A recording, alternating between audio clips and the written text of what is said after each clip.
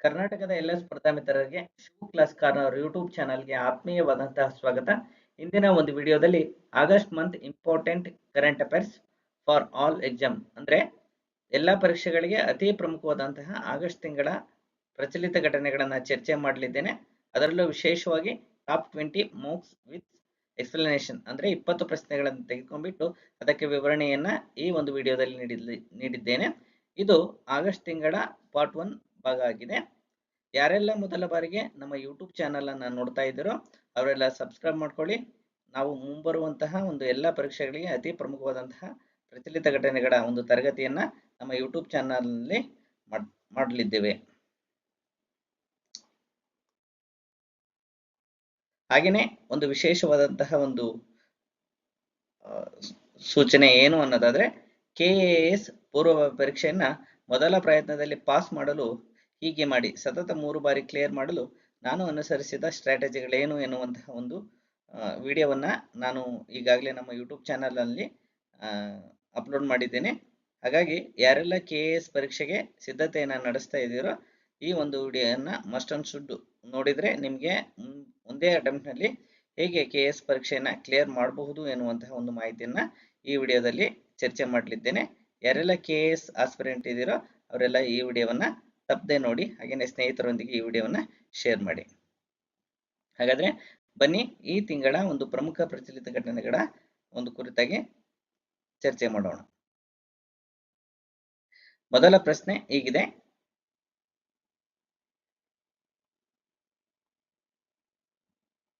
ವಿಶ್ವದ ಅತ್ಯಂತ ಚಿಕ್ಕ ಹಾವು ಥ್ರೆಡ್ ಸ್ನೇಕ್ 20 ವರ್ಷಗಳ ನಂತರ ಮತ್ತೆ ಎಲ್ಲಿ ಪತ್ತೆಯಾಯಿತು?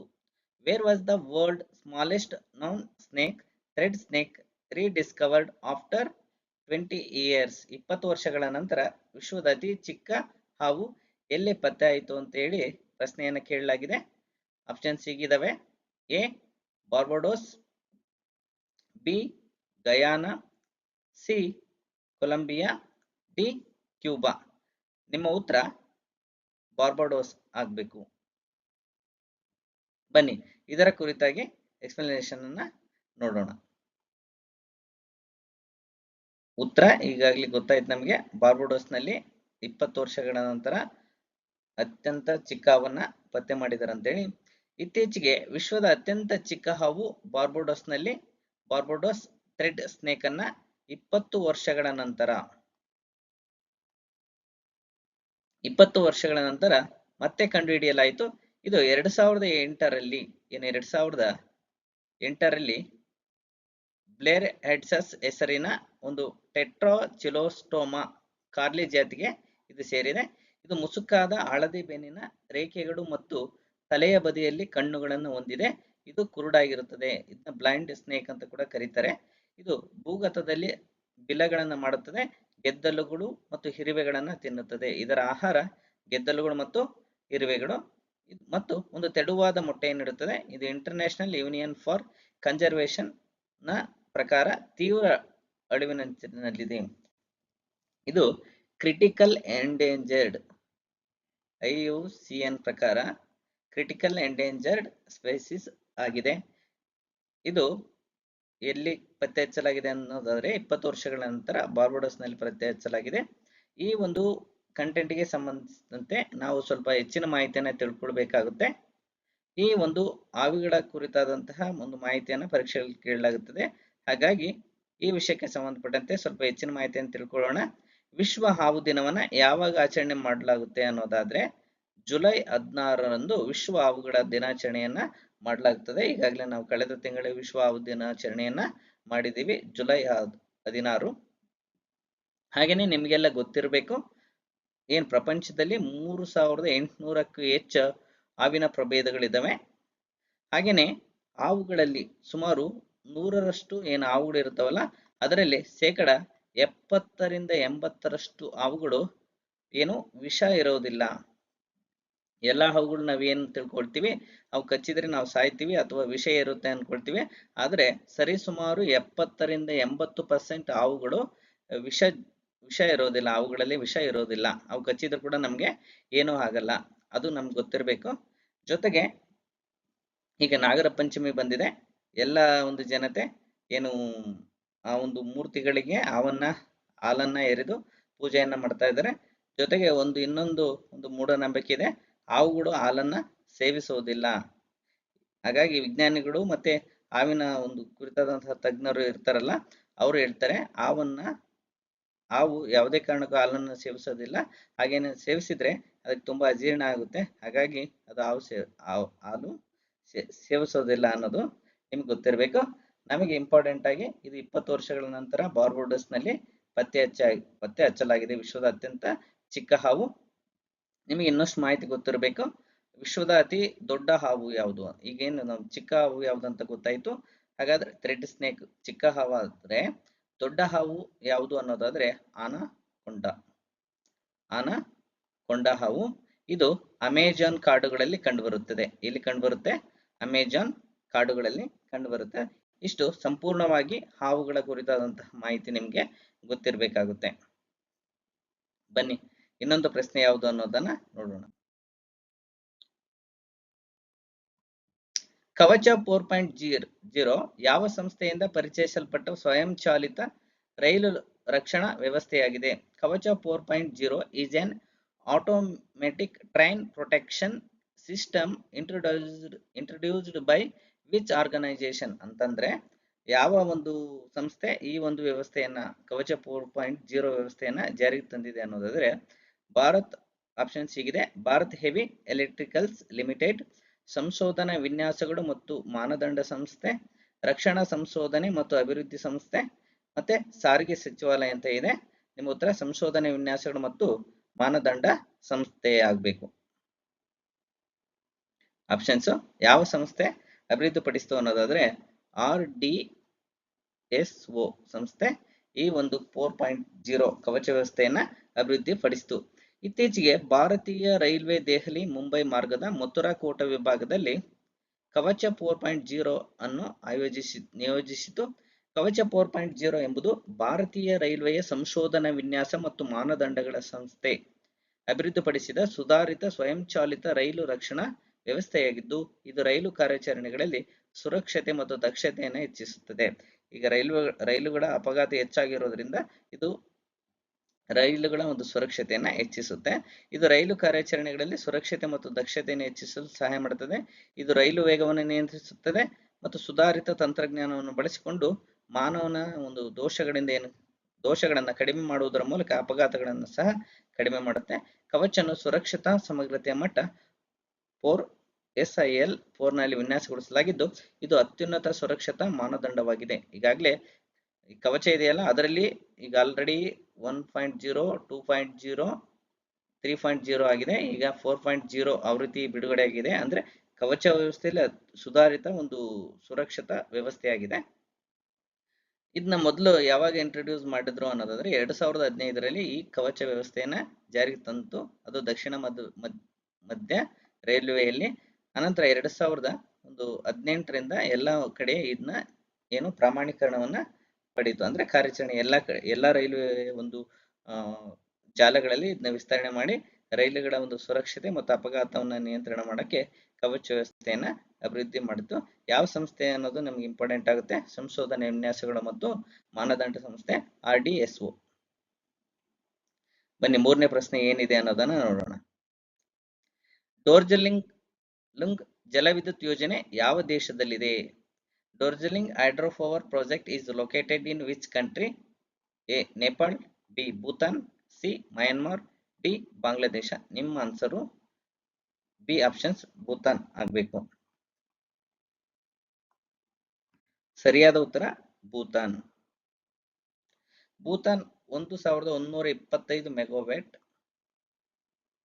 ಮೆಗಾವ್ಯಾಟ್ ಡಾರ್ಜಿಲಿಂಗ್ ಜಲವಿದ್ಯುತ್ ಯೋಜನೆ ಮೂಲಸೌಕರ್ಯ ಕಾರ್ಯವು ಇತ್ತೀಚೆಗೆ ಪ್ರಾರಂಭವಾಯಿತು. ಇದು ಖಾಸಗಿ ವಲಯದ ಒಳಗೊಳ್ಳುವಿಕೆಯೊಂದಿಗೆ ಭಾರತ ಮತ್ತು ಭೂತಾನ್ ಆರ್ಥಿಕ ರಾಜತಾಂತ್ರಿಕೆಯನ್ನ ಇನ್ನಷ್ಟು ಆಳಗೊಳಿಸುತ್ತದೆ.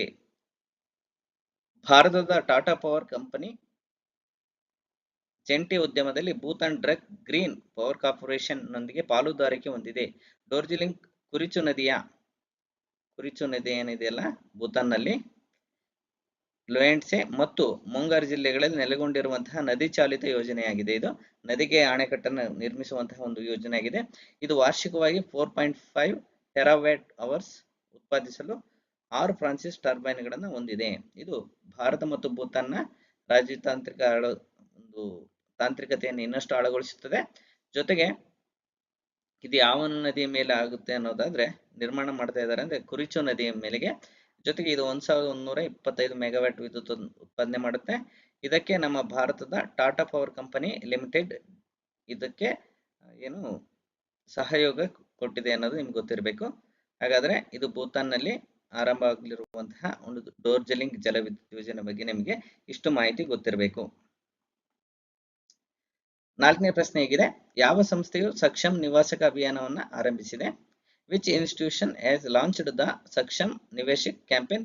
ಹೂಡಿಕೆದಾರರ ಶಿಕ್ಷಣ ರಕ್ಷಣಾ ನಿಧಿ ಪ್ರಾಧಿಕಾರ, ಭಾರತೀಯ ರಿಸರ್ವ್ ಬ್ಯಾಂಕ್, ಭಾರತೀಯ ಭದ್ರತಾ ಪತ್ರಗಳು ಮತ್ತು ವಿನಿಮಯ ಮಂಡಳಿ, ಕೃಷಿ ಮತ್ತು ಗ್ರಾಮೀಣಾಭಿವೃದ್ಧಿ ಸಂಸ್ಥೆ, ನಬಾರ್ಡ್ ಏನಿದೆಯಲ್ಲ ಅದು.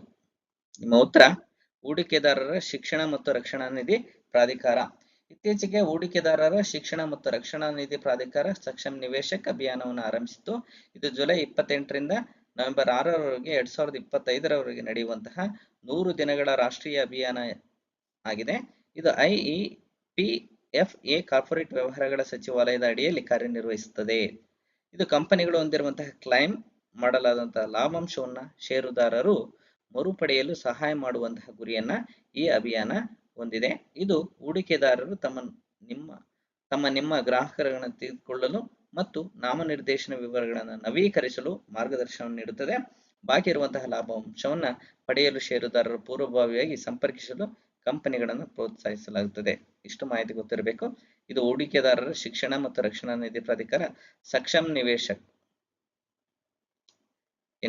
ಸಕ್ಷಮ್ ನಿವೇಶಕ ಅಭಿಯಾನ ಆರಂಭ ಮಾಡುತ್ತಲ್ಲ, ಇದರ ಉದ್ದೇಶ ನಮಗೆ ಗೊತ್ತಿರಬೇಕಾಗುತ್ತದೆ. ಇನ್ನು 5ನೇ ಪ್ರಶ್ನೆ ಹೇಗಿದೆ, ಇತ್ತೀಚೆಗೆ ಟೈಫೂನ್ ಕೋಮೆ ಯಾವ ದೇಶವನ್ನು ಅಪ್ಪಳಿಸಿತು ಅಂತೇಳಿ ಕೇಳಲಾಗಿದೆ. ಯಾಕಂದ್ರೆ ಪರೀಕ್ಷೆಗಳಲ್ಲಿ ಏನು ಬೇರೆ ಬೇರೆ ದೇಶಗಳಿಗೆ ಅಪ್ಪಳಿಸಿರುವಂತಹ ಚಂಡಮಾರುತಗಳ ಪ್ರಶ್ನೆಗಳನ್ನು ಕೇಳಲಾಗುತ್ತದೆ. ಹಾಗಾಗಿ ನಾನು ಈ ಪ್ರಶ್ನೆಯನ್ನು ತೆಗೆದುಕೊಂಡಿದ್ದೇನೆ. ಮುಂಬರುವಂತಹ ಪರೀಕ್ಷೆಗಳಲ್ಲಿ ಕೇಳುವ ಸಂಭವತೆ ಇದೆ. ಹಾಗಾಗಿ ನಿಮ್ಗೆ ಗೊತ್ತಿರಬೇಕು. Option A Japan, B Philippines, C China, D ಮೇಲಿನವುಗಳಲ್ಲಿ ಯಾವುದೂ ಅಲ್ಲ. ನಿಮ್ಮ ಉತ್ತರ ಸಿ. ಇತ್ತೀಚೆಗೆ ರಷ್ಯಾದ ಕಂಟಕ್ ಪರ್ಯಾಯ ದ್ವೀಪದ ಬಳಿ 8.8ರಷ್ಟು ತೀವ್ರತೆ ಭೂಕಂಪದಿಂದ ಚೀನಾವು ಟೈಫೂನ್ ಕೋಮೆ ಚೀನಾದಲ್ಲಿ ಸಂಭವಿಸಿದೆ. ಇದು ರಷ್ಯಾದಲ್ಲಿ ಭೂಕಂಪ ಆಗಿದ್ದಕ್ಕೆ ಚೀನಾದಲ್ಲಿ ಸಂಭವಿಸಿದೆ. ಟೈಫೂನ್ ಕೋಮೆ ಸುನಾಮಿ ಬೆದರಿಕೆಗಳನ್ನು ಎದುರಿಸಿತು. ಸ್ಥಳೀಯವಾಗಿ ಜಾಜಿಕಾವೋ ಅಂತ ಹೇಳಿ ಕರೀತಾರೆ ಚೀನಾದಲ್ಲಿ ಸ್ಥಳೀಯವಾಗಿ ಇದನ್ನ. ಟೈಫೂನ್ ಕೋಮೆ ಗಂಟೆಗೆ 83 ಕಿಲೋಮೀಟರ್ ವೇಗದಲ್ಲಿ ಇದು ಚಲಿಸುತ್ತೆ. ಬಲವಾದ ಗಾಳಿ ಮತ್ತು ಭಾರಿ ಮಳೆಯೊಂದಿಗೆ ಶಾಂಘೈಯನ್ನು ಅಪ್ಪಳಿಸಿತು. ಶಾಂಘೈ ಮತ್ತು ಹತ್ತಿರದ ಪ್ರದೇಶಗಳಿಗೆ ಸುಮಾರು 2.83 ಲಕ್ಷ ಜನರನ್ನ ಸ್ಥಳಾಂತರಿಸಲಾಯಿತು. ಪ್ರವಾಹ ಮತ್ತು ಟೈಫೂನ್ ನಿಯಂತ್ರಣಕ್ಕಾಗಿ ಲೆವೆಲ್ 1 ತುರ್ತು ಪ್ರತಿಕ್ರಿಯೆಗಳನ್ನ ನೀಡಲಾಯಿತು. ಸುದ್ದಿಯಲ್ಲಿರುವಂತಹ ಚಂಡಮಾರುತಗಳ ಬಗ್ಗೆ ನಮಗೆ ಗೊತ್ತಿರಬೇಕಾಗುತ್ತೆ. ಜೊತೆಗೆ ನಮ್ಮ ಭಾರತಕ್ಕೆ ಬಂದು ಅಪ್ಪಳಿಸಿರುವಂತಹ ಚಂಡಮಾರುತಗಳ ಒಂದು ಲಿಸ್ಟ್ ಕೂಡ ನಿಮಗೆ ಕಳೆದ 1-2 ವರ್ಷದ ಒಂದು ಚಂಡಮಾರುತಗಳು ಇಂಪಾರ್ಟೆಂಟ್ ಆಗುತ್ತೆ. ಜೊತೆಗೆ ನಮ್ಮ ನೆರೆಹೊರೆಯ ರಾಷ್ಟ್ರಗಳಲ್ಲಿ ಸಂಭವಿಸುವಂತಹ ಒಂದು ಚಂಡಮಾರುತಗಳನ್ನು ಕೂಡ ನೀವು ನೆನಪಿಟ್ಕೊಳ್ಬೇಕಾಗುತ್ತೆ. ಯಾಕಂದ್ರೆ ಈಗಾಗಲೇ ಹಲವಾರು ಬಾರಿ ಈ ಒಂದು ವಿಷಯದ ಮೇಲೆ ಪ್ರಶ್ನೆಗಳನ್ನು ಕೇಳಲಾಗಿದೆ.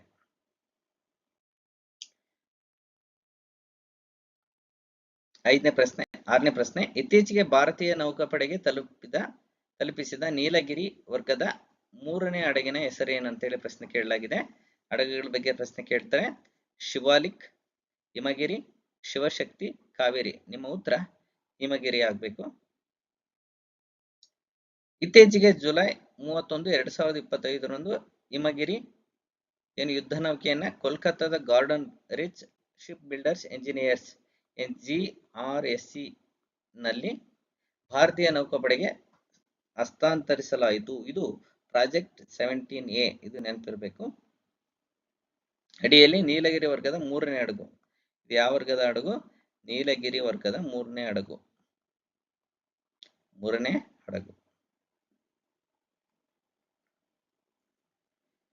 ಪ್ರಾಜೆಕ್ಟ್ 17A ಫ್ರಿಗೇಟ್ ಭವಿಷ್ಯದ ಕಡಲ ಸವಾಲುಗಳಿಗೆ ವಿನ್ಯಾಸಗೊಳಿಸಲಾಗಿದೆ. ಬಹು ಮಿಷನ್ ಸೆಲ್ಫ್ ಯುದ್ಧ ನೌಕೆಗಳಾಗಿವೆ. ಹಿಮಗಿರಿ 2005ರಲ್ಲಿ ಸೇವೆಯಿಂದ ತೆಗೆದುಹಾಕಲ್ಪಟ್ಟ ಲಿಯಾಂಡರ್ ಕ್ಲಾಸ್ ಫ್ರಿಗೇಟ್ INS ಹಿಮಗಿರಿಯ ಪರಂಪರೆಯನ್ನ ಪುನರುಜ್ಜೀವನಗೊಳಿಸುತ್ತದೆ. ಇದು ಸುಧಾರಿತ ಸ್ಟೆಲ್ತ್ ಫೈರ್ ಪವರ್ ಆಟೋಮೇಷನ್ ಬದುಕುಳಿಯುವಿಕೆಯನ್ನ ಒಳಗೊಂಡಿದೆ. ಏನು ಹಿಮಗಿರಿ ಸರಣಿಯ 3ನೇ ಒಂದು ಹಡಗಾಗಿದೆ. ಅದರ ಹೆಸರು 17A ಅಂತೇಳಿ ನಿಮ್ಗೆ ಗೊತ್ತಿರಬೇಕಾಗುತ್ತದೆ. ಎಲ್ಲಿ ಇದನ್ನ ಸೇರ್ಪಡೆ ಮಾಡಲಾಯಿತು ಅನ್ನೋದಾದ್ರೆ ಕೋಲ್ಕತ್ತಾದ ಗಾರ್ಡನ್ ರಿಚ್ ಶಿಪ್ ಬಿಲ್ಡರ್ಸ್ ಮತ್ತು ಎಂಜಿನಿಯರ್ಸ್ ಅವರು ಡೆವಲಪ್ಮೆಂಟ್ ಮಾಡಿದ್ರು. ಇದು ಭಾರತೀಯ ನೌಕಾಪಡೆಗೆ ಹಸ್ತಾಂತರಿಸಲಾಯಿತು. ಇದು ನೀಲಗಿರಿ ವರ್ಗದ 3ನೇ ಹಡಗು ಅನ್ನೋದು ನಮಗೆ ಗೊತ್ತಿರಬೇಕು. ಹಾಗೇನೆ 7ನೇ ಪ್ರಶ್ನೆ ಹೀಗಿದೆ: ಸರ್ಕಾರಿ ನೌಕರರಿಗೆ ವಿಶ್ರಾಂತಿ ರಜೆಯನ್ನ ಪ್ರಾರಂಭಿಸಿದ ಭಾರತದ ಮೊದಲ ರಾಜ್ಯ ಯಾವುದು? ಇದೇ ಮೊದಲ ಬಾರಿಗೆ ಏನು ವಿಶ್ರಾಂತಿ ರಜೆಯನ್ನು ನೀಡಲಾಗಿದೆ.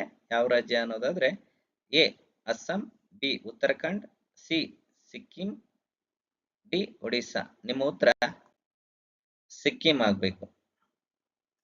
ಇತ್ತೀಚೆಗೆ ಸಿಕ್ಕಿಂ ತನ್ನ ಸರ್ಕಾರಿ ನೌಕರರಿಗೆ ಔಪಚಾರಿಕ ವಿಶ್ರಾಂತಿ ಯೋಜನೆಯನ್ನ ಪ್ರಾರಂಭಿಸಿದ ಮೊದಲ ಭಾರತೀಯ ರಾಜ್ಯವಾಯಿತು. ಕನಿಷ್ಠ 5 ವರ್ಷಗಳ ನಿರಂತರ ಸೇವೆಯನ್ನು ಹೊಂದಿರುವಂತಹ ನಿಯಮಿತ ಉದ್ಯೋಗಿಗಳಿಗೆ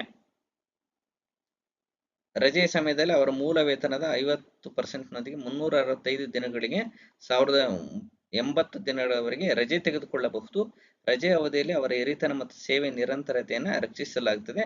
ಸರ್ಕಾರ 1 ತಿಂಗಳ ಸೂಚನೆಗೆ ಯಾವುದೇ ಸಮಯದಲ್ಲಿ ಉದ್ಯೋಗಿಯನ್ನು ಹಿಂಪಡೆಯಬಹುದು. ಅಂದ್ರೆ ಜೊತೆಗೆ ವಾಪಸ್ ಕಳಿಸಿಕೊಳ್ಳುವಂತಹ ಒಂದು ಕಂಡೀಷನ್ ಕೂಡ ಈ ರಜೆಯಲ್ಲಿ ಇಡಲಾಗಿದೆ. ಇದು ನಮಗೆ ಗೊತ್ತಿರಬೇಕು. ಇಡೀ ಭಾರತದಲ್ಲಿ ಮೊದಲ ಬಾರಿಗೆ ಔಪಚಾರಿಕ ವಿಶ್ರಾಂತಿ ರಜೆಯನ್ನು ನೀಡಿದಂತಹ ಒಂದು ರಾಜ್ಯ ಯಾವುದು ಅನ್ನೋದಾದ್ರೆ ಅದು ಸಿಕ್ಕಿಂ. ಇಂಥ ಒಂದು ನೂತನ ಉಪಕ್ರಮಗಳನ್ನು ಜಾರಿಗೆ ತಂದಿರುವಂತಹ ಒಂದು ರಾಜ್ಯಗಳ ಒಂದು ಉಪಕ್ರಮಗಳ ಕುರಿತ ಪ್ರಶ್ನೆಗಳನ್ನು ಕೇಳಲಾಗುತ್ತದೆ. ಹಾಗಾಗಿ ಇದ್ರ ಬಗ್ಗೆ ನಿಮಗೆ ಗೊತ್ತಿರಬೇಕಾಗುತ್ತೆ. ಹಾಗೇನೆ ಇತ್ತೀಚೆಗೆ ಸುದ್ದಿಯಲ್ಲಿ ಕಾಣಿಸಿಕೊಂಡಂತಹ ಅಷ್ಟಮುಡಿ ಸರೋವರ, ಏನು ಅಷ್ಟಮುಡಿ ಸರೋವರ ಇಲ್ಲಿ ಕಾಣ್ತಾ ಇದೆಯಲ್ಲ, ಇದು ಅಷ್ಟಮುಡಿ ಸರೋವರ ಯಾವ ರಾಜ್ಯದಲ್ಲಿದೆ ಅಂತೇಳಿ ಪ್ರಶ್ನೆ ಕೇಳಲಾಗಿದೆ. ಕೇರಳ, ತಮಿಳುನಾಡು, ಮಹಾರಾಷ್ಟ್ರ, ಒಡಿಸ್ಸಾ. ನಿಮ್ಮ ಉತ್ತರ ಕೇರಳ. ಸರಿಯಾದ ಉತ್ತರ ಕೇರಳ. ಇತ್ತೀಚೆಗೆ ಕೇರಳ ಹೈಕೋರ್ಟ್ ರಾಜ್ಯ ಸರ್ಕಾರ ಮತ್ತು ರಾಜ್ಯ ತೇವ ಭೂಮಿ ಅಂದ್ರೆ ವೆಟ್ಲ್ಯಾಂಡ್ಸ್ ಅಂತ ಕರಿತೀವಲ್ಲ ಪ್ರಾಧಿಕಾರವು ಅಧಿಸೂಚನೆ ಹೊರಡಿಸಿದೆ. 2 ತಿಂಗಳ ಒಳಗೆ ಅಷ್ಟಮುಡಿ ತೇವ ಭೂಮಿ ನಿರ್ವಹಣಾ ಘಟಕವನ್ನು ಸ್ಥಾಪಿಸುವಂತೆ ನಿರ್ದೇಶಿಸಿದೆ. ಯಾಕೆ ಈ ತರ ನಿರ್ದೇಶನ ನೀಡಿದೆ ಅನ್ನೋದಾದ್ರೆ ಮಾಲಿನ್ಯ ಮತ್ತು ಅತಿಕ್ರಮಣ ಸಮಸ್ಯೆಗಳಿಗೆ ಎದುರಿಸುತ್ತಿರುವಂತಹ ಅಷ್ಟಮುಡಿ ಒಂದು ವೆಟ್ಲ್ಯಾಂಡ್ ಇದೆಯಲ್ಲ ಅದನ್ನ ಸಂರಕ್ಷಿಸುವಂತಹ ಗುರಿಯನ್ನ ಈ ನಿರ್ದೇಶನ ಹೊಂದಿದೆ. ಅಷ್ಟಮುಡಿ ಸರೋವರವು ಕೇರಳದ ಕೊಲ್ಲಂ ಜಿಲ್ಲೆಯಲ್ಲಿದೆ. ಇದು ಎಲ್ಲಿದೆ ಅನ್ನೋದಾದ್ರೆ ಕೇರಳ ರಾಜ್ಯದಲ್ಲಿದೆ. ಯಾವ ಜಿಲ್ಲೆಯಲ್ಲಿದೆ ಅನ್ನೋದಾದ್ರೆ ಕೊಲ್ಲಂ ಜಿಲ್ಲೆಯಲ್ಲಿದೆ. ಇದು ವೆಂಬನಾಡ್ ಸರೋವರದ ನಂತರ ಕೇರಳದ 2ನೇ ಅತಿ ದೊಡ್ಡ ಸರೋವರವಾಗಿದೆ. ಅತಿ ದೊಡ್ಡ ಸರೋವರ ಕೇರಳದಲ್ಲಿ ಅನ್ನೋದಾದ್ರೆ ವೆಂಬನಾಡ್ ಸರೋವರ. ವೆಂಬನಾಡ್ ಸರೋವರ.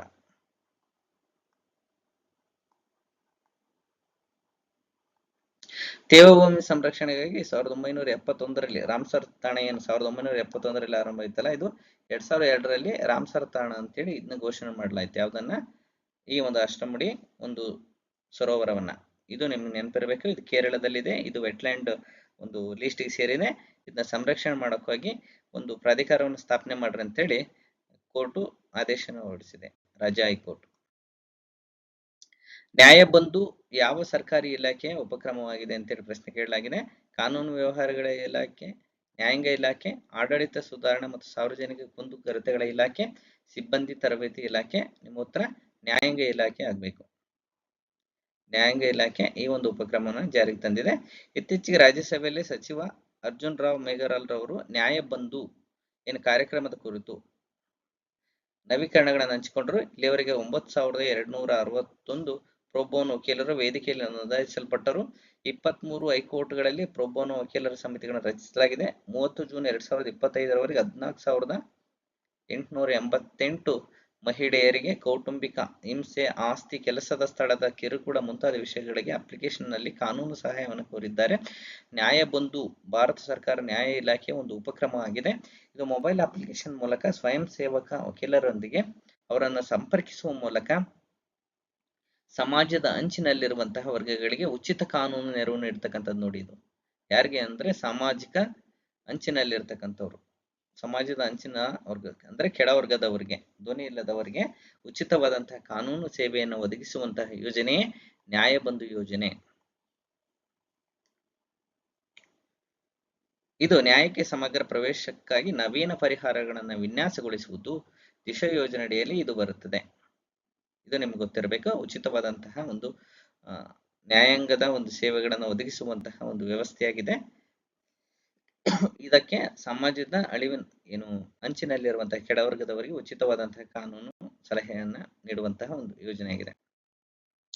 ಯಾವ ಸಂಸ್ಥೆಯು ಮಹಿಳಾ ನೇತೃತ್ವದ ಸಹಕಾರಿ ಯೋಜನೆಗಳನ್ನ ಪ್ರಾರಂಭಿಸಿದೆ? ಸ್ವಯಂ ಶಕ್ತಿ ಸಹಕಾರಿ ಯೋಜನೆ, ನಂದಿನಿ ಸಹಕಾರ, ರಾಷ್ಟ್ರೀಯ ಸಹಕಾರಿ ಅಭಿವೃದ್ಧಿ ನಿಗಮ, ನೀತಿ ಆಯೋಗ, ರಾಷ್ಟ್ರೀಯ ಕೃಷಿ ಮತ್ತು ಅಂದ್ರೆ ನಬಾರ್ಡು, ಮಹಿಳಾ ಮತ್ತು ಅಭಿವೃದ್ಧಿ ಸಚಿವಾಲಯ. ನಿಮ್ಮ ಉತ್ತರ NCDC ಆಗ್ಬೇಕು. ಏನ್ ರಾಷ್ಟ್ರೀಯ ಸಹಕಾರಿ ಅಭಿವೃದ್ಧಿ ನಿಗಮ ಇದೆಯಲ್ಲ, ಅದು ರಾಷ್ಟ್ರೀಯ ಸಹಕಾರಿ ಅಭಿವೃದ್ಧಿ ನಿಗಮವು ಮಹಿಳಾ ನೇತೃತ್ವದ ಸಹಕಾರಿ ಸಂಸ್ಥೆಗಳನ್ನ ಸಬಲೀಕರಣಗೊಳಿಸಲು ಸ್ವಯಂ ಶಕ್ತಿ ಸಹಕಾರಿ ಯೋಜನೆ ಮತ್ತು ನಂದಿನಿ ಸಹಕಾರಿ ಎಂಬ ಎರಡು ಪ್ರಮುಖ ಯೋಜನೆಗಳನ್ನ ಪ್ರಾರಂಭಿಸಿದೆ. ಇದು ಸೆಲ್ಫ್ ಹೆಲ್ಪ್ ಗ್ರೂಪ್ಸ್ ಇದಾವಲ್ಲ, ಅವುಗಳನ್ನು ಸುಸ್ಥಿರ ಜೀವನೋಪಾಯ ಚಟುವಟಿಕೆಗಳಿಗೆ ಸಹಕಾರಿ ಸಂಸ್ಥೆಗಳಿಗೆ ಕಡಿಮೆ ವೆಚ್ಚದ ಸಾಲವನ್ನು ಒದಗಿಸುವ ಕಡಿಮೆ ವೆಚ್ಚದ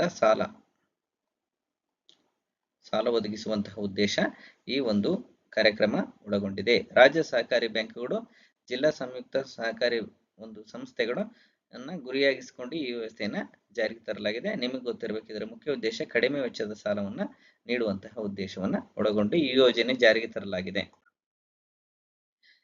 ಇಂಪಾರ್ಟೆಂಟ್ ಆಗುತ್ತೆ ಈ ಕ್ವಶನ್. ಬ್ಲೂ ಬರ್ಡ್ ಸಂವಹನ ಉಪಗ್ರಹವನ್ನು ಯಾವ ದೇಶ ಅಭಿವೃದ್ಧಿಪಡಿಸಿದೆ? A United States, B France, C China, D America. Bharat. ನಿಮ್ಮ ಉತ್ತರ ಯುನೈಟೆಡ್ ಸ್ಟೇಟ್ ಆಗಬೇಕು. United state America. ಭಾರತೀಯ ಬಾಹ್ಯಾಕಾಶ ಸಂಶೋಧನೆ ಏನು ಇಸ್ರೋ ಇದೆಯಲ್ಲ, ಇದು 3-4 ತಿಂಗಳಲ್ಲಿ ಬ್ಲಾಕ್ 2 ಬ್ಲೂಬರ್ಡ್ ಸಂವಹನ ಉಪಗ್ರಹವನ್ನು ಉಡಾವಣೆ ಮಾಡಲು ಯೋಜಿಸಿದೆ. ಬ್ಲೂಬರ್ಡ್ ಅನ್ನು US ಆಧಾರಿತ AST ಸ್ಪೇಸ್ ಮೊಬೈಲ್ ಅಭಿವೃದ್ಧಿಪಡಿಸಿದೆ. ಉಡಾವಣೆಯು ಶ್ರೀಹರಿಕೋಟದಲ್ಲಿ ಉಡಾವಣೆ ಆಯಿತು. ಹಿಂದೆ GSLV Mk3 ಆಗಿದ್ದ ಲಾಂಚ್ ವೆಹಿಕಲ್ ಮಾರ್ಕ್ 3 ವೆಹಿಕಲ್ ಮೂಲಕ ಇದನ್ನು ಉಡಾವಣೆ ಮಾಡಲಾಗಿದೆ. ಜುಲೈ 30ರಂದು GSLV ಬಳಸಿ ಸಿಂಥೆಟಿಕ್ ಅಪರ್ಚರ್ ರಾಡಾರ್ ನಿಸಾರ್ ಕಾರ್ಯಾಚರಣೆಯನ್ನು ಯಶಸ್ವಿಯಾಗಿ ಉಡಾಯಿಸಿದ ನಂತರ ಇದು ನಡೆಯಲಿದೆ. ಬ್ಲೂ ಬರ್ಡ್ ನೇರ ಸ್ಮಾರ್ಟ್ಫೋನ್ ಟು ಸ್ಯಾಟಲೈಟ್ ಸಂವಹನಕ್ಕಾಗಿ ವಿನ್ಯಾಸಗೊಳಿಸಲಾದ ಮುಂದುವರೆದ ಅಮೆರಿಕನ್ ಉಪಗ್ರಹ ಆಗಿದೆ. ಅಮೆರಿಕನ್ ಉಪಗ್ರಹ ಆಗಿದೆ. ಇದರ ಮುಖ್ಯ ಉದ್ದೇಶ ಸಂವಹನ. ಭಾರತದಲ್ಲಿ ಉಡಾವಣೆ ಆಗಲಿದೆ. ಇದು ಅಮೆರಿಕದ ಉಪಗ್ರಹ ಆಗಿದೆ. ಇದು ನಿಮ್ಗೆ ಗೊತ್ತಿರಬೇಕು. ನಮಗೆ ಬ್ಲೂ ಬರ್ಡ್ ಉಪಗ್ರಹದ ಹೆಸರು ಬ್ಲೂ ಬರ್ಡ್. ಇದು ಅಮೆರಿಕದ ಉಪಗ್ರಹ ಆಗಿದೆ. ಇದು ಭಾರತದಲ್ಲಿ ಉಡಾವಣೆಗೊಳ್ಳಲಿದೆ. ಯಾವುದರ ಮೂಲಕ ಅಂದ್ರೆ ಮಾರ್ಕ್ 3 ಲಾಂಚ್ ವೆಹಿಕಲ್ ಇದೆಯಲ್ಲ, ಅದರ ಮೂಲಕ. ಅರೆ ಸಾಕು ಗೋವಿನ ಜಾತಿಯಾದ ಮಿಥುನ್ ಅತಿ ಹೆಚ್ಚು ಹೊಂದಿರುವಂತಹ ರಾಜ್ಯ ಯಾವುದು? ಈ ಒಂದು ಹಸುಗಳನ್ನ ಅತಿ ಹೆಚ್ಚು ಹೊಂದಿರುವಂತಹ ರಾಜ್ಯ ಯಾವುದು ಅಂತ ಹೇಳಿ ಪ್ರಶ್ನೆ ಕೇಳಲಾಗಿದೆ. A Nagaland, B Arunachal Pradesh, C Sikkim, D Assam. ನಿಮ್ಮ ಉತ್ತರ ಅರುಣಾಚಲ್ ಪ್ರದೇಶ್. ಅರುಣಾಚಲ್ ಪ್ರದೇಶದಲ್ಲಿ ಈ ಒಂದು ಹಸುಗಳು ಹೆಚ್ಚಾಗಿ ಕಂಡು ಬರ್ತವೆ. ಈಶಾನ್ಯ ಭಾರತದ ವಿಜ್ಞಾನಿಗಳು ಮತ್ತು ಬುಡಕಟ್ಟು ರೈತರು ಕೇಂದ್ರ ಸರ್ಕಾರವನ್ನ ಮಿಥುನ್ ಬಾಸ್ ಪ್ರಾಂಟಾಲಿಸ್ ಇದೆಯಲ್ಲ, ರಾಷ್ಟ್ರೀಯ ಜಾನುವಾರು ಮಿಷನ್ ರಾಷ್ಟ್ರೀಯ ಜಾನುವಾರು ಮಿಷನ್ ಇದೆಯಲ್ಲ, ಅದರ ಅಡಿಯಲ್ಲಿ ಸೇರಿಸಬೇಕೆಂದು ಒತ್ತಾಯಿಸಿದ್ದಾರೆ. ಮಿಥುನ್ ಅರುಣಾಚಲ ಪ್ರದೇಶಗಳ ಅರುಣಾಚಲ್ ಪ್ರದೇಶ್, ನಾಗಾಲ್ಯಾಂಡ್, ಮಣಿಪುರ, ಮಿಜೋರಾಂ ಮತ್ತು ಅಸ್ಸಾಂನ ಕೆಲವು ಭಾಗಗಳಲ್ಲಿ ಇದು ಸ್ಥಳೀಯವಾಗಿ ಅರೆ ಸಾಕು ಗೋವಿನ ಜಾತಿಯಾಗಿದೆ. ಅಂದ್ರೆ ಇದು ಕಾಡಲ್ಲೂ ಕಂಡು ಬರುತ್ತೆ. ಅಲ್ಲಿರ್ತಕ್ಕಂಥ ಸ್ಥಳೀಯ ಜನರು ಇದನ್ನ ಸಾಕ್ತಾರೆ. ಇದು 2019ರ ಜಾನುವಾರು ಜನಗಣತಿಯ ಪ್ರಕಾರ ಭಾರತವು ಜಾಗತಿಕ ಮಿಥುನ್ ಹಸು ಇದೆಯಲ್ಲ, ಅದರ 95ರಷ್ಟು ಭಾರತದಲ್ಲಿ ಕಂಡು ಬರ್ತವೆ. ಅದರಲ್ಲೂ 91ರಷ್ಟು ಭಾರತದಲ್ಲಿ ಕಂಡು ಬರುವಂತಹ ಒಂದು ಹಸುಗಳಲ್ಲಿ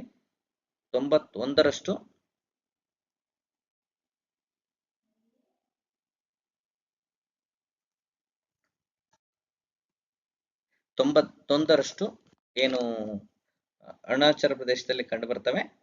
ಮಿಥುನ್ ಅರುಣಾಚಲ ಪ್ರದೇಶದ ನಾಗಾಲ್ಯಾಂಡ್ನ ಎರಡರ ರಾಜ್ಯ ಪ್ರಾಣಿಯಾಗಿದೆ. ಇದು ಏನು ಅರುಣಾಚಲ ಪ್ರದೇಶ ಇದೆಯಲ್ಲ, ಅದರ ರಾಜ್ಯ ಪ್ರಾಣಿಯೂ ಹೌದು, ನಾಗಾಲ್ಯಾಂಡ್ ನ ರಾಜ್ಯ ಪ್ರಾಣಿಯಾಗಿದೆ. ಅರುಣಾಚಲ ಪ್ರದೇಶ ಮತ್ತು ನಾಗಾಲ್ಯಾಂಡ್ನ ಎರಡೂ ಒಂದು ರಾಜ್ಯಗಳ ರಾಜ್ಯ ಪ್ರಾಣಿ ಇದಾಗಿದೆ.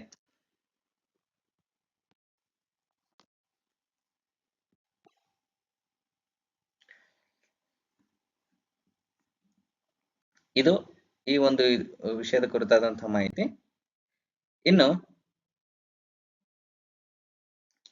ನಹರ್ಗಢ್ ವನ್ಯಜೀವಿ ಒಂದು ಅಭಯಾರಣ್ಯ ಯಾವ ರಾಜ್ಯದಲ್ಲಿದೆ? A Karnataka, B Andhra Pradesh, C Rajasthan, D Gujarat. ನಿಮ್ಮ ಉತ್ತರ ರಾಜಸ್ಥಾನ್ ಆಗ್ಬೇಕು. ರಾಜಸ್ಥಾನದ ಒಂದು ಅರಣ್ಯ ಇಲಾಖೆ ಇತ್ತೀಚೆಗೆ ನಹರ್ಗಢ್ ವನ್ಯಜೀವಿ ಅಭಯಾರಣ್ಯದ ಗಡಿಗಳನ್ನು ಬದಲಾಯಿಸಿದೆ. ಇದು ಅಭಯಾರಣ್ಯ ಒಂದು ಅದರ ಪರಿಸರ ಸೂಕ್ಷ್ಮ ವಲಯದೊಳಗಿನ ಐಷಾರಾಮಿ ಹೋಟೆಲ್ಗಳ ಮತ್ತು ವಾಣಿಜ್ಯ ಸಂಸ್ಥೆಗಳ ಪ್ರಯೋಜನವನ್ನ ನೀಡ್ತಾ ಇದೆ. ರಾಷ್ಟ್ರೀಯ ವನ್ಯಜೀವಿ ಮಂಡಳಿ ಅನುಮೋದನೆ ಒಂದು ಇಲ್ಲದೆ ಈ ಕ್ರಮವನ್ನು ರಾಷ್ಟ್ರೀಯ ಹಸಿರು ನ್ಯಾಯಮಂಡಳಿಗೆ ಸಲ್ಲಿಸಲಾಗಿದೆ. ಇದು ವನ್ಯಜೀವಿ ಸಂರಕ್ಷಣಾ ಕಾಯ್ದೆ 1972 ಏನು ಸೆಕ್ಷನ್ 26A ಇದೆಯಲ್ಲ ಅದನ್ನ ಉಲ್ಲಂಘನೆ ಮಾಡುತ್ತೆ. ಹಾಗಾಗಿ ನಹರ್ಗಢ್ ವನ್ಯಜೀವಿ ಅಭಯಾರಣ್ಯವು ರಾಜಸ್ಥಾನದಲ್ಲಿದೆ. ಇದು 18ನೇ ಶತಮಾನದಲ್ಲಿ ಇಂಪಾರ್ಟೆಂಟ್ ಆಗುತ್ತೆ. 18ನೇ ಶತಮಾನದಲ್ಲಿ ಜೈಪುರದ ಸ್ಥಾಪಕ ಏನ್ ಜೈಪುರ ನಗರ ಇದೆಯಲ್ಲ, ಪಿಂಕ್ ಸಿಟಿ ಅಂತ ಕರಿತೀವಲ್ಲ, ಅದರ ಸ್ಥಾಪಕ ಮಹಾರಾಜ ಸವಾಯಿ ಜೈಸಿಂಗ್ ಅವರು ನಿರ್ಮಿಸ್ತಾರೆ ಈ ಒಂದು ಯಾವುದು ವೈಲ್ಡ್ ಲೈಫ್ ಸ್ಯಾಂಕ್ಚುರಿ ನಹರ್ಗಢ್ ಅನ್ನ. ಇದು ರಾಜಸ್ಥಾನದಲ್ಲಿದೆ. ಇದು ನಿಮಗೆ ಗೊತ್ತಿರಬೇಕಾಗುತ್ತೆ. ಇನ್ನು 14ನೇ ಪ್ರಶ್ನೆಗಿದೆ. 2025ರ 43ನೇ ಲೋಕಮಾನ್ಯ ತಿಲಕ್ ರಾಷ್ಟ್ರೀಯ ಪ್ರಶಸ್ತಿಯನ್ನ ಯಾರಿಗೆ ನೀಡಲಾಯಿತು? ನಿತಿನ್ ಗಡ್ಕರಿ, ರಾಜನಾಥ್ ಸಿಂಗ್, ಪಿಯೂಷ್ ಗೋಯಲ್, ಅಮಿತ್ ಶಾ. ನಿಮ್ಮ ಉತ್ತರ ನಿತಿನ್ ಗಡ್ಕರಿ. ಇತ್ತೀಚೆಗೆ ಕೇಂದ್ರ ಸಚಿವ ನಿತಿನ್ ಗಡ್ಕರಿ ಅವರು ಪುಣೆಯಲ್ಲಿ 43ನೇ ಲೋಕಮಾನ್ಯ ತಿಲಕ್ ರಾಷ್ಟ್ರೀಯ ಪ್ರಶಸ್ತಿಯನ್ನ ಪಡೀತಾರೆ. ಎಷ್ಟನೇದು? 43ನೇದು. ಇದನ್ನ 1983ರಲ್ಲಿ ಸ್ಥಾಪನೆ ಮಾಡ್ತಾರೆ. ಈ ಪ್ರಶಸ್ತಿಯನ್ನ ಯಾವಾಗ ಆರಂಭ ಆಯಿತು ಅನ್ನೋದಾದ್ರೆ 1983ರಲ್ಲಿ ಆರಂಭ ಆಯಿತು. ಇದನ್ನು ವಾರ್ಷಿಕವಾಗಿ ಆಗಸ್ಟ್ 1ರಂದು ಏನ್ ಲೋಕಮಾನ್ಯ ತಿಲಕ್ ಇದಾರಲ್ಲ ಅವರ ಒಂದು ಪುಣ್ಯತಿಥಿಯ ನೆನಪಿಗಾಗಿ ಕೊಡಲಾಗುತ್ತದೆ. ಆಗಸ್ಟ್ 1ರಂದು ರಾಷ್ಟ್ರದ ಪ್ರಗತಿ ಮತ್ತು ಅಭಿವೃದ್ಧಿಗೆ ಅಸಾಧಾರಣ ಒಂದು ಕೊಡುಗೆ ನೀಡಿರುವಂತಹ ವ್ಯಕ್ತಿಗಳಿಗೆ ಈ ಪ್ರಶಸ್ತಿಯನ್ನು ನೀಡಲಾಗುತ್ತೆ. ಲೋಕಮಾನ್ಯ ತಿಲಕ್ ಅವರು ಕೇಶವ ಗಂಗಾಧರ್ ತಿಲಕ್ ಆಗಿ ಜನಿಸಿದರು. ಭಾರತದ ಸ್ವಾತಂತ್ರ್ಯ ಹೋರಾಟದಲ್ಲಿ ಇವರು ಪ್ರಮುಖ ವ್ಯಕ್ತಿಯಾಗಿದ್ದಾರೆ. ಇವರು ರಾಷ್ಟ್ರೀಯವಾದಿ, ಸಾಮಾಜಿಕ ಸುಧಾರಕ ಮತ್ತು ಸ್ವರಾಜ್ಯದ ಪ್ರಬಲ ಪ್ರತಿಪಾದಕರಾಗಿದ್ದಾರೆ. 43ನೇ ಪ್ರಶಸ್ತಿ ಯಾರಿಗೆ ಸಿಕ್ತು ಅನ್ನೋದಾದ್ರೆ ನಿತಿನ್ ಗಡ್ಕರಿ ಅನ್ನೋದು ನಿಮ್ಗೆ ಗೊತ್ತಿರಬೇಕು. ಇದು 1983ರಲ್ಲಿ ಸ್ಥಾಪನೆ ಆಯಿತು. ಈಗ ನೀಡುವಂತಹ ಪ್ರಶಸ್ತಿ 43ನೇದು. ಇತ್ತೀಚೆಗೆ ತೆಲಂಗಾಣ ಸರ್ಕಾರ 7600ಕ್ಕೂ ಹೆಚ್ಚು ಮಕ್ಕಳನ್ನ ರಕ್ಷಿಸಿದ ರಾಷ್ಟ್ರವ್ಯಾಪಿ ಉಪಕ್ರಮದ ಹೆಸರೇನು? ಇದು ಇಂಪಾರ್ಟೆಂಟ್ ಆಗುತ್ತೆ. Operation Suraksha, operation Vijay, operation Chanakya, operation Muskan N11. Operation Muskan N11 ಇದೆಯಲ್ಲ ಇದು ಒಂದು ತೆಲಂಗಾಣ ಆರಂಭ ಮಾಡಿರುವಂತಹ ಒಂದು ಮಕ್ಕಳನ್ನು ರಕ್ಷಿಸುವಂತಹ ಒಂದು ಉಪಕ್ರಮ. ಇತ್ತೀಚೆಗೆ ತೆಲಂಗಾಣ ಒಂದು ಪೊಲೀಸ್ ರಾಷ್ಟ್ರವ್ಯಾಪಿ ಆಪರೇಷನ್ ಮುಸ್ಕಾನ್ ಉಪಕ್ರಮದ ಅಡಿಯಲ್ಲಿ 7600ಕ್ಕೂ ಹೆಚ್ಚು ಮಕ್ಕಳನ್ನು ರಕ್ಷಿಸಿದ್ದಾರೆ. ಒಂದು ತಿಂಗಳು ಕಾಲ ನಡೆದಂತಹ ಈ ಅಭಿಯಾನವು ಜುಲೈ 30ರಂದು ಕೊನೆಗೊಂಡಿತು. ಮಹಿಳಾ ಮತ್ತು ಸುರಕ್ಷತಾ ವಿಭಾಗದ ನೇತೃತ್ವದಲ್ಲಿ ನಡೆಯುತ್ತದೆ. ಇದು ಮಹಿಳಾ ಅಭಿವೃದ್ಧಿ ಅಧಿಕಾರಿ ಮತ್ತು ಮಕ್ಕಳ ಒಂದು ಕಲ್ಯಾಣ ಇಲಾಖೆ, ಕಾರ್ಮಿಕ ಇಲಾಖೆ, ಆರೋಗ್ಯ ಅಧಿಕಾರಿಗಳು, NGOಗಳು ಮತ್ತು ರಕ್ಷಣಾ ಘಟಕಗಳ ಸಮನ್ವಯದೊಂದಿಗೆ ಇದನ್ನು ನಡೆಸಲಾಯಿತು. ರಕ್ಷಿಸಲಾದಂತಹ ಮಕ್ಕಳಲ್ಲಿ 529 ಮಂದಿ ಹುಡುಗಿಯರಿದ್ರು. ಇದು ನಿಮ್ಗೆ ಗೊತ್ತಿರಬೇಕು. ಆಪರೇಷನ್ ಮುಸ್ಕಾನ್ N11 ಇದು ತೆಲಂಗಾಣ ರಾಜ್ಯ ಸರ್ಕಾರ ಜಾರಿಗೆ ತಂದಿತ್ತು. ಇದರ ಮುಖ್ಯ ಉದ್ದೇಶ ಮಕ್ಕಳನ್ನ ರಕ್ಷಣೆ ಮಾಡ್ತಕ್ಕಂಥದ್ದು. ಇನ್ನು 16ನೇ ಪ್ರಶ್ನೆ ಹೇಗಿದೆ. HQ-16 ಯಾವ ದೇಶವು ಅಭಿವೃದ್ಧಿಪಡಿಸಿದಂತಹ ಮೇಲ್ಮೈಯಿಂದ ಆಕಾಶಕ್ಕೆ ಚಿಮ್ಮುವಂತಹ ಕ್ಷಿಪಣಿ ಆಗಿದೆ ಅಂತೇಳಿ ಪ್ರಶ್ನೆ ಕೇಳಲಾಗಿದೆ. A China, B France, C Israel, D Russia. ನಿಮ್ಮ ಉತ್ತರ ಚೀನಾ. ಕ್ಷಿಪಣಿಗಳ ಕುರಿತಾಗಿ ಪ್ರಮುಖ ಪ್ರಶ್ನೆಗಳನ್ನು ಕೇಳಲಾಗುತ್ತದೆ ಎಕ್ಸಾಮ್ಗಳಲ್ಲಿ. ಸರಿಯಾದ ಉತ್ತರ ಚೀನಾ. ವಿಸ್ಕಾನ್ಸಿನ್ ಓಸ್ಕಾಸ್ನಲ್ಲಿ ನಡೆದ ಪ್ರಾಯೋಗಿಕ ವಿಮಾನದ ಸಂಘದ ಏರ್ ವೆಂಚರ್ ಶೋದಲ್ಲಿ ಯುನೈಟೆಡ್ ಸ್ಟೇಟ್ ಮಿಲಿಟರಿ ಚೀನಾದ HQ-16 ಕ್ಷಿಪಣಿಯ ಮಾದರಿಯನ್ನು ಅನಾವರಣಗೊಳಿಸಲಾಯಿತು. ಇದು ನ್ಯಾಟೋ ಹೆಸರಿನ CHSA-16 ಹೊಂದಿರುವಂತಹ ಚೀನಾದ ಮೇಲ್ಮೈಯಿಂದ ಮೇಲ್ಮೈಗೆ ಅಂದ್ರೆ ಏರ್ ಟು ಏರ್ ಮಿಸೈಲ್ ಅಂದ್ರೆ ಗಾಳಿಯಿಂದ ಗಾಳಿಗೆ, ಮೇಲ್ಮೈಯಿಂದ ಮೇಲ್ಮೈಗೆ ಒಂದು ಹಾರುವಂತ ಕ್ಷಿಪಣಿ ವ್ಯವಸ್ಥೆಯಾಗಿದೆ. ಇದು ರಷ್ಯಾದ ಬಕ್ ಕ್ಷಿಪಣಿಯ ಒಂದು ಕುಟುಂಬಕ್ಕೆ ಆಧರಿಸಿದೆ. ರಷ್ಯಾದ ಬಕ್ ಒಂದು ಕ್ಷಿಪಣಿ ಕುಟುಂಬವನ್ನು ಆಧರಿಸಿ ಇದನ್ನ ರಚನೆ ಮಾಡಲಾಗಿದೆ. ವಿಮಾನ, ಕ್ರೂಸ್ ಕ್ಷಿಪಣಿಗಳು, ಹೆಲಿಕಾಪ್ಟರ್ ಮತ್ತು ಮಾನವರಹಿತ ವೈಮಾನಿಕ ವಾಹನಗಳ ಒಂದು ಗುರಿಯಾಗಿಸಲು ಇದನ್ನು ವಿನ್ಯಾಸಗೊಳಿಸಲಾಗಿದೆ. ಸಂಕೀರ್ಣ ಭೂಪ್ರದೇಶಗಳಿಂದ 360 ಡಿಗ್ರಿ ವ್ಯಾಪ್ತಿಯಲ್ಲಿ ಇದು ಕಾರ್ಯವನ್ನ ನಿರ್ವಹಣೆ ಮಾಡುತ್ತೆ. ನಮ್ಮ ದೇಶದಲ್ಲಿ ಇರ್ತಕ್ಕಂಥ ಒಂದು ಕ್ಷಿಪಣಿಗಳು ಕೂಡ ನಿಮ್ಗೆ ಗೊತ್ತಿರಬೇಕು. ಅಸ್ತ್ರ, ಅರ್ಜುನ, ಪಾಶುಪತಾಸ್ತ್ರ ಇವೆಲ್ಲ ಗೊತ್ತಿರಬೇಕು. ಹಾಗಾಗಿ ಇತ್ತೀಚೆಗೆ ಸುದ್ದಿಯಲ್ಲಿರುವಂತಹ HQ ಕ್ಷಿಪಣಿ N-16 ಇದೆಯಲ್ಲ ಆವೃತ್ತಿದು, ಇದು ಚೀನಾದಲ್ಲಿ ಇತ್ತೀಚೆಗೆ ಉಡಾವಣೆ ಮಾಡಿರುವಂತಹ ಒಂದು ಮಿಸೈಲ್ ಆಗಿದೆ. ಇನ್ನು 17ನೇ ಪ್ರಶ್ನೆ ಆಗಿದೆ, ಸಾವಲ್ಕೋಟ್ ಜಲವಿದ್ಯುತ್ ಯೋಜನೆ ಯಾವ ರಾಜ್ಯ ಅಥವಾ ಕೇಂದ್ರಾಡಳಿತ ಪ್ರದೇಶದಲ್ಲಿದೆ? ಹಿಮಾಚಲ ಪ್ರದೇಶ್, ಜಮ್ಮು ಕಾಶ್ಮೀರ್, ಉತ್ತರಾಖಂಡ್, ಪಂಜಾಬ್. ನಿಮ್ಮ ಉತ್ತರ ಜಮ್ಮು ಕಾಶ್ಮೀರ್ ಆಗಬೇಕು. ಏಪ್ರಿಲ್ನಿಂದ ಸಿಂಧೂ ಜಲ ಒಪ್ಪಂದ ಸ್ಥಗಿತಗೊಳಿಸಿದ ನಂತರ ಭಾರತವು ಚಿನಾಬ್ ನದಿಯ ಮೇಲಿನ 1856 ಮೆಗಾವಾಟ್ ಸಾವಲ್ಕೋಟ್ ಜಲವಿದ್ಯುತ್ ಯೋಜನೆಯನ್ನು ಪುನರುಜ್ಜೀವನಗೊಳಿಸಿದೆ. 1960ರ ದಶಕದಲ್ಲಿ ಮೊದಲ ಬಾರಿಗೆ ಕಲ್ಪಿಸಲಾದಂತಹ ಈ ಯೋಜನೆಯು ಸಿಂಧೂ ಜಲ ಒಪ್ಪಂದದ ನಿರ್ಬಂಧಗಳು ಮತ್ತು ಪಾಕಿಸ್ತಾನದ ಆಕ್ಷೇಪಣೆಗಳಿಂದಾಗಿ ನಿಂತಿತ್ತು. 1969ರಲ್ಲಿ ಏನು ಜಲ ಒಪ್ಪಂದ ಆಯ್ತಲ್ಲ, ಅದರ ನಂತರ ಈ ಒಂದು ಹೊಸ ಒಂದು ವಿದ್ಯುತ್ ಉತ್ಪಾದನೆಯನ್ನ ಹೇಗೆ ಮಾಡ್ತಾ ಇದಾರಲ್ಲ ಸಾವಲ್ಕೋಟ್ ಅಂತ ಹೇಳಿ, ಅದನ್ನ ಆರಂಭ ಮಾಡಿದ್ರು. ಒಂದು ಪಾಕಿಸ್ತಾನದ ಆಕ್ಷೇಪಣೆಯಿಂದಾಗಿ ಅದನ್ನ ನಿಲ್ಲಿಸಲಾಗಿತ್ತು. ಈಗ ಅದನ್ನ ಆರಂಭ ಮಾಡಿದರೆ ಇದರ ಮುಖ್ಯ ಉದ್ದೇಶ 1856 ಮೆಗಾವ್ಯಾಟ್ ವಿದ್ಯುತ್ತನ್ನ ಉತ್ಪಾದನೆ ಮಾಡತಕ್ಕಂಥದ್ದು. ಇದು ಜಮ್ಮು ಕಾಶ್ಮೀರದ ರಾಂಬನ್ ಜಿಲ್ಲೆಯಲ್ಲಿದೆ. 2385 ಮೆಗಾವಾಟ್ ಒಂದು ನದಿಯಿಂದ ಹರಿಯುವಂತಹ ಜಲವಿದ್ಯುತ್ ಯೋಜನೆ ಆಗಿದೆ. ಇದು ಕೇಂದ್ರಾಡಳಿತ ಪ್ರದೇಶದಲ್ಲಿನ ಅತಿ ದೊಡ್ಡ ಜಲವಿದ್ಯುತ್ ಯೋಜನೆಯಾಗಿದೆ. ಉತ್ತರ ಭಾರತದಲ್ಲಿ ಅತಿ ದೊಡ್ಡದಾಗಿದೆ. ಇದನ್ನು ರಾಷ್ಟ್ರೀಯ ಜಲವಿದ್ಯುತ್ ನಿಗಮ, ಉತ್ತರ ಭಾರತದಲ್ಲಿ ಅತಿ ದೊಡ್ಡದು. ನಾರ್ತ್ ಇಂಡಿಯಾ ಇದೆಯಲ್ಲ, ಅದರಲ್ಲಿ ಅತಿ ದೊಡ್ಡದು ಈ ಒಂದು ವಿದ್ಯುತ್ ಯೋಜನೆ ಆಗಿದೆ. ಯಾವುದು ಅನ್ನೋದಾದ್ರೆ ಸಾವಲ್ಕೋಟ್. ಇದು ಜಮ್ಮು ಕಾಶ್ಮೀರದಲ್ಲಿ ಕಂಡುಬರುತ್ತೆ, ಕೇಂದ್ರಾಡಳಿತ ಪ್ರದೇಶದಲ್ಲಿ. ಇದು ನೆನಪಿರಬೇಕು, ಯಾಕಂದ್ರೆ ಇತ್ತೀಚೆಗೆ ಸುದ್ದಿಯಲ್ಲಿದೆ ಭಾರತ ಮತ್ತು ಪಾಕಿಸ್ತಾನದ ನಡುವಿನ ವಿವಾದಾತ್ಮಕವಾದಂತಹ ಒಂದು ಜಲವಿದ್ಯುತ್ ಯೋಜನೆ ಆಗಿದೆ. ಹಾಗಾಗಿ ಇಂಪಾರ್ಟೆಂಟ್ ಆಗುತ್ತೆ ಎಕ್ಸಾಮ್ ದೃಷ್ಟಿಯಿಂದ. ಕೇಂದ್ರ ಕೈಗಾರಿಕಾ ಭದ್ರತಾ ಪಡೆ ಯಾವ ಕೇಂದ್ರ ಸಚಿವಾಲಯದ ಅಡಿಯಲ್ಲಿ ಕಾರ್ಯನಿರ್ವಹಿಸಲಾಗುತ್ತದೆ? ರಕ್ಷಣಾ ಸಚಿವಾಲಯ, ವಿದೇಶಾಂಗ ಸಚಿವಾಲಯ, ಹಣಕಾಸು ಸಚಿವಾಲಯ, ಗೃಹ ಸಚಿವಾಲಯ. ನಿಮ್ಮ ಉತ್ತರ ಗೃಹ ಸಚಿವಾಲಯ. ಕೇಂದ್ರ ಗೃಹ ಸಚಿವಾಲಯವು ಇತ್ತೀಚೆಗೆ ಕೇಂದ್ರ ಕೈಗಾರಿಕಾ ಭದ್ರತಾ ಪಡೆ 58,000 ಹೆಚ್ಚುವರಿ ಒಂದು ಸಿಬ್ಬಂದಿಯನ್ನು ನೇಮಿಸಿಕೊಳ್ಳಲು ಅನುಮೋದನೆ ನೀಡಿದೆ. ಎಡಪಂಥೀಯ ಉಗ್ರವಾದ ಪೀಡಿತ ಪ್ರದೇಶ LWE ಪ್ರದೇಶಗಳಿದಾವಲ್ಲ, ಆ ಒಂದು ಪ್ರದೇಶದಲ್ಲಿ ಕೈಗಾರಿಕಾ ಕೇಂದ್ರಗಳನ್ನು ಸುರಕ್ಷಿತಗೊಳಿಸಲು CSISF ಅನ್ನು ಸಿದ್ಧಪಡಿಸುವಂತಹ ಕ್ರಮ. ಇದು ಗೃಹ ಸಚಿವಾಲಯದ ಅಡಿಯಲ್ಲಿ ಕಾರ್ಯನಿರ್ವಹಣೆ ಮಾಡುತ್ತೆ. ಇದರ ಮುಖ್ಯ ಕಾರ್ಯಕಚೇರಿ ಕೇಂದ್ರ ಎಲ್ಲಿದೆ ಅನ್ನೋದಾದ್ರೆ ನವದೆಹಲಿಯಲ್ಲಿದೆ. CISF ಅನ್ನ 1969ರಲ್ಲಿ CISF ಕಾಯ್ದೆಯಡಿ 1968ರ ಮೂಲಕ ಸ್ಥಾಪಿಸಲಾಯಿತು. ಆರಂಭಿಕ ಬಲ ಕೇವಲ 3 ಬೆಟಾಲಿಯನ್ಗಳೊಂದಿಗೆ 1983ರಲ್ಲಿ ಇದನ್ನ ಒಕ್ಕೂಟದ ಸಶಸ್ತ್ರ ಪಡೆ ಅಂತೇಳಿ ಘೋಷಣೆ ಮಾಡ್ತಾರೆ. ಇದು ನಿಮಗೆ ಗೊತ್ತಿರಬೇಕಾಗುತ್ತೆ. ಇನ್ನು 19ನೇ ಪ್ರಶ್ನೆ, ಕೇಂದ್ರ ಆರೋಗ್ಯ ಸಚಿವಾಲಯದ ಪ್ರಕಾರ ಭಾರತದಲ್ಲಿ ಅತಿ ಹೆಚ್ಚು ಅಂಗಾಂಗ ದಾನಗಳನ್ನ ದಾಖಲಿಸಿದ ರಾಜ್ಯ ಯಾವುದು ಅಂತ ಹೇಳಿ. ಆರ್ಗಾನ್ಸ್ಗಳು ಇದೆಯಲ್ಲ, ಅದನ್ನ ಡೊನೇಟ್ ಮಾಡಿರುವಂತಹ ರಾಜ್ಯ ಯಾವುದು ಅನ್ನೋದನ್ನ ಕೇಳಿದ್ದಾರೆ. A Odisha, B Maharashtra, C Telangana, D Karnataka. ನಿಮ್ಮ ಉತ್ತರ ತೆಲಂಗಾಣ ಆಗಬೇಕು. ಭಾರತದಲ್ಲಿ ಅತಿ ಹೆಚ್ಚು ಅಂಗಾಂಗ ದಾನಗಳನ್ನು ತೆಲಂಗಾಣ ನೀಡಲಾಗಿದೆ. ದೆಹಲಿಯಲ್ಲಿ ನಡೆದಂತಹ ರಾಷ್ಟ್ರೀಯ ಅಂಗಾಂಗ ದಿನದಂದು ಕೇಂದ್ರ ಸರ್ಕಾರ ಈ ರಾಜ್ಯಕ್ಕೆ ಪ್ರಶಸ್ತಿಯನ್ನು ನೀಡಲಾಗಿದೆ. ಆರೋಗ್ಯ ಸಚಿವರಾಗಿರುವಂತಹ ಜಗತ್ ಪ್ರಕಾಶ್ JP ನಡ್ಡಾ ಇದಾರಲ್ಲ, ಅವ್ರು ನೀಡಿದ್ದಾರೆ. ತೆಲಂಗಾಣದ ಜೀವನಂದನ್ ಕಾರ್ಯಕ್ರಮ ತಂಡಕ್ಕೆ ಈ ಪ್ರಶಸ್ತಿಯನ್ನು ನೀಡಲಾಗಿದೆ. ಇದು ಕೇಂದ್ರ ಆರೋಗ್ಯ ಸಚಿವಾಲಯದ ಪ್ರಕಾರ 2024ರಲ್ಲಿ 10 ಲಕ್ಷ ಜನಸಂಖ್ಯೆಗೆ 4.88% ಅಂಗಾಂಗ ದಾನಗಳನ್ನ ನೀಡಿ ಇಡೀ ದೇಶದಲ್ಲಿ ಅತಿ ಹೆಚ್ಚು ಅಂಗಾಂಗ ದಾನಗಳನ್ನ ಮಾಡಿರುವಂತಹ ಒಂದು ರಾಜ್ಯ ಯಾವುದು ಅನ್ನೋದಾದ್ರೆ ತೆಲಂಗಾಣ. ಇನ್ನು ಅಂಗಾಂಗ ದಾನಕ್ಕೆ ರಾಷ್ಟ್ರೀಯ ಸರಾಸರಿ 10 ಲಕ್ಷ ಜನಕ್ಕೆ 0.8 ಇದ್ರೆ ತೆಲಂಗಾಣವೇ 4.88ರಷ್ಟು ದಾನ ಮಾಡಿದೆ ಅಂಗಾಂಗ ದಾನಗಳನ್ನ. ಇನ್ನು 2ನೇ ಸ್ಥಾನ ನಮ್ಮ ಕರ್ನಾಟಕ ವಿಷಯಕ್ಕೆ ಬಂದ್ರೆ ಕರ್ನಾಟಕವು 2ನೇ ಸ್ಥಾನವನ್ನು ಪಡೆದುಕೊಂಡಿದೆ. ಇದು ಇಂಪಾರ್ಟೆಂಟ್ ಆಗುತ್ತೆ. ಅದರಲ್ಲಿ ವಿಶೇಷವಾಗಿ ಜಿಲ್ಲೆಗಳ ಒಂದು ಸ್ಥಾನವನ್ನು ತೆಗೆದುಕೊಂಡ್ರೆ ಕರ್ನಾಟಕದಲ್ಲಿ ಬಳ್ಳಾರಿ ಮೊದಲ ಸ್ಥಾನದಲ್ಲಿದೆ. ವಿಜಯನಗರ 31ನೇ ಸ್ಥಾನದಲ್ಲಿದೆ.